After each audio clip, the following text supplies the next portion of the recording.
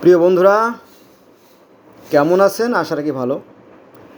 আমি যেহেতু পৃথিবীর বিভিন্ন ধর্মের ছাত্র, বিভিন্ন ধর্ম নিয়ে আমার আলোচনা।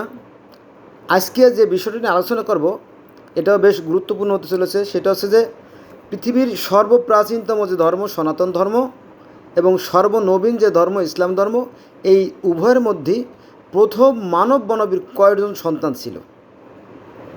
খুব ইন্টারেস্টিং হতে যাচ্ছে, আমার সাথে থাকুন। আচ্ছা, আমরা জানি যে ইসলাম ধর্মে যে প্রথম মানবী আদম এবং হাওয়া, তাদের 5টা সন্তান ছিল। কয়টা? 5টা সন্তান ছিল। প্রথমে হাবিল এবং কাবিল, দুটো ছেলে ছিল। তো হাবিলকে যখন তার ভাই কাবিল হত্যা করে ফেলায়, তখন আল্লাহ পাক তাদেরকে আরেকটা সন্তান দেন, তার নাম হচ্ছে শীষ। আর দুটো মেয়ে ছিল, গাছ বিবি আর আকলিমা। তখন 3 ছেলে হয়ে গেল, হাবিল কাবিল শীষ, 3 ছেলে, আর মেয়ে হয়ে গেল 2টা, গাছ বিবি আকলিমা। তো এখানে বলা হয়ে থাকে যে শীষ নবী এর কোনো জোড়া ছিল না, কোনো কন্যা পাওয়া যাচ্ছিল না। পরে স্বর্গের থেকে একজন হুর এনে তার সাথে বিবাহ দেওয়া হয়, এরকম তথ্য জানা যায়। যাক, ওখানে আমি যাব না, মূল আলোচনা আসি যে 5টা সন্তান। তো এই 5টা সন্তান আবার আমরা সনাতন ধর্ম দেখতে পারি। আর এটি কিন্তু সনাতন ধর্মের সবাই জানে না, কারণ ইসলাম ধর্মে যেমন আমরা সবাই ছোটোবেলা ধর্ম চর্চা করি, সনাতন ধর্ম অতটা চর্চা করে না, ফলে তাদের জানা সম্ভব হয়ে ওঠে না। আর এই বইটাও বেশ দুর্লভ, আমার কথাগুলো শুনবেন। এই তথ্যগুলো আমি সংগ্রহ করছি মহাজন উপদেশ। 12 জন মহাজন, সনাতন বা হিন্দু ধর্মে 12 জন মহাজন আছে। মহাজন উপদেশ যে নামক যে গ্রন্থটা, এটা পাওয়া যায় আপনার কলকাতা 72D কলকাতা। আপনার এর ঠিকানা হচ্ছে 7409, এই ঠিকানা থেকে পাওয়া যায় আর কি। যাক, মূল কথা আসি। তো সেখানে প্রথম মানব মনে, অর্থাৎ মনু এবং শতরূপার 5টা সন্তান ছিল। প্রথম হচ্ছে প্রিয়ব্রত, তারপরে হচ্ছে উত্তালপাদ, 2 ছেলে আর 3 মেয়ে, আকুতি, প্রসূতি, দেবহূতি। এবার আমরা যাব মিশরের ফারাও রাজাদের ধর্ম। ফারাও রাজাদের কিন্তু একটা ধর্ম ছিল, কিন্তু এই বিষয়গুলো আমাদের আলেমরা বা হুজুররা এতে বলে না। কেন বলে না, এটা আমার বোধগম্য না। কারণ তারা 3500 বছর কিন্তু আপনার রাজত্ব চালাইছে। কারা? এই ফারাও রাজারা। হ্যাঁ, এবং এই মিশরে প্রায় 300-র মতো ফারাও রাজা ছিল এই 3500 বছরে। আর এই 300 ফারাও রাজাদের মধ্যে যারা বিখ্যাত, যারা অমর হয়ে আছে, তাদের মধ্যে আছে ফুখু 1, আখেন আতেন 2 এবং তোতেন খোমেন 3। এই 3 জনের নাম উল্লেখযোগ্য। তো সেখানেও আমরা যে প্রথম মানবী তার 5টা সন্তান ছিল, সেই তথ্য জানতে পারি। হ্যাঁ, এটাই মিশরীয় পুরাণ লেখা আছে, মোস্তফা মিরের লেখা যে মিশরীয় পুরাণ, সেটা এই তথ্যই বলে যে প্রথম মানবীর 5টা সন্তান ছিল। প্রথমে আছে ওসাইরিস, আইসিস, সেত, নেফতিস আর আনুবিস, 5টা সন্তান ছিল।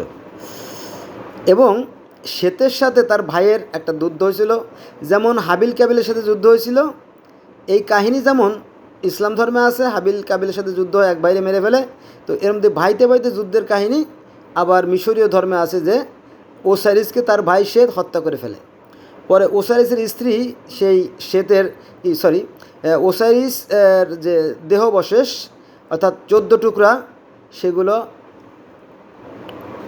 টুকাইয়ে এনে এক জায়গায় জমা করে। এবং এই ওসাইরিসের স্ত্রী আইসিস, সে ঈশ্বরের কাছে অভিযোগ করে, অর্থাৎ স্বর্গের দেবতা রায়ের কাছে নালিশ করে যে আমার স্বামীকে অন্যায়ভাবে হত্যা করা হয়েছে, এর বিচার আমি চাই চাই চাই। তখন কি করবে? তখন আবার সেই ওসাইরিসের প্রাণ ফিরিয়ে দেয়। পরে ওসাইরিস করে, না, আমি এই নোংরা পৃথিবীতে থাকবো না।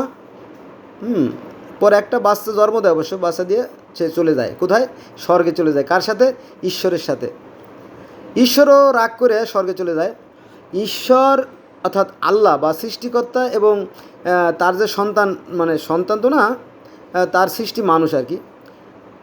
একটু সুন্দর করে বলি, সেটা হচ্ছে যে মিশরীয় ধর্মে দেখা যায় যে স্বর্গের যিনি প্রতিষ্ঠাতা তিনি হচ্ছেন নিরাকার, অদৃশ্য এবং জ্যোতিময়, সে হচ্ছে রা। তিনি কি করে প্রথম মানবী তৈরি করে, সেটা হচ্ছে আপনার শেপশেৎসুট নামে একজন দেবতা, তাকে বলে হে শেপশেৎসুট তুমি কর্দম দিয়ে মানুষ তৈরি করো। তখন শেপশেৎসুট প্রথম মানব সু এবং তেপনাথকে সৃষ্টি করে এবং এই প্রথম মানবের আর কি আদম হওয়া বললে হয়। তো এদের ঘরে জন্ম নেয় এই পাঁচজন, বোঝা গেছে? ওসাইরিস, আইসিস, শেপ, নেস্তি, আনুবিস, পাঁচজন। ওই শ্বেত আর আনুবি মানে দুইজনের আর কি সু আর তেপনাথের ঘরে জন্ম নেয় পাঁচজন। ভালো কথা। তো যখন ওসাইরিস এবং তার ভাই শ্বেতের মধ্যে যুদ্ধ লাগে এবং ওসাইরিসকে হত্যা করে ফেলে, তখন তাকে জীবিত করে বটে, কিন্তু সে থাকতে রাজি হয় না। আর এই দুই ভাইয়ের মধ্যে যুদ্ধ চলছিল 80 বছর ধরে, অনেক মামলা মোকদ্দমা সালিশি হ্যান ত্যান ইত্যাদি ইত্যাদি চলতেছিল। তো এক পর্যায়ে ঈশ্বর অর্থাৎ রাগান্বিত হয়ে গেল। সে বলল, না, ভাবছিলাম একসঙ্গে থাকবো, তোদের সাথে থাকবো না, আমি স্বর্গে চলে যাব, অর্থাৎ আমার রাজ্যে আমি চলে যাব। ঈশ্বর বলতেছিল। তখন কি আর করা, তখন ঈশ্বর বলল যে হেই নুট আছে বাতাসের দেবতা, বাতাসকে বলে হে বাতাস তুমি আমাকে স্বর্গে নিয়ে চলো। তখন বাতাস সাই করে তাকে স্বর্গে নিয়ে গেল। এদিকে কিছু দেবতা বলল যে আমরাও থাকবো না পৃথিবীতে, কারণ এই জায়গাটা খুব জঞ্জাল, মানে ঝামেলা করে ফেলাইছে। কে ওই যে শ্বেত মানে শয়তান, ও ঝামেলা করছে, এখানে আমরা শান্তি পাবো না। বলে ঠিক আছে তোমরা যাইতেছ চলো। তখন তারা কি করলো, গরুর লেজ ধরে বা গরুর পিঠে চড়ে স্বর্গে চলে গেল। এই কাহিনী আছে মিশরীয় ধর্মে। আবার আমাদের ইসলাম ধর্মে আছে যে প্রথম মানব আদম, তিনি যখন পৃথিবীতে নেমে আসে তখন তার সাথে একটা গরু ছিল, আদম ছিল আর তার সাথে একটা গরু ছিল। আর আদমের এক হাতে ছিল 7টা গমের দানা আর এক হাতে ছিল কিছু স্বর্গীয় জান্নাতি গাছের পাতা। এই পাতা ছড়াই দেওয়ার ফলে পৃথিবীতে গাছের সৃষ্টি হয়, আর ওই গম বোনানোর ফলে বিভিন্ন ফলের সৃষ্টি, এরকম হাদিসে বর্ণনা আছে। যাক, তো এবার আমরা যাব পাঁচটা, তাই না? তাহলে মিশরীয় ধর্মে পাইলাম 5 জন, তারপরে সনাতন ধর্ম পাইলাম 5 জন, আর ইসলাম ধর্ম পাইলাম 5 জন। হ্যাঁ, এরকম তো আরও বহু ধর্মে 5 জনের বর্ণনা আছে। তো আমি আজকে এটা আলোচনা করব না, যেহেতু ভিডিও লম্বা হয়ে যাচ্ছে। আজকে এ পর্যন্ত, সবাই ভালো থাকবেন, আমার সাথে থাকবেন। ধন্যবাদ সবাইকে।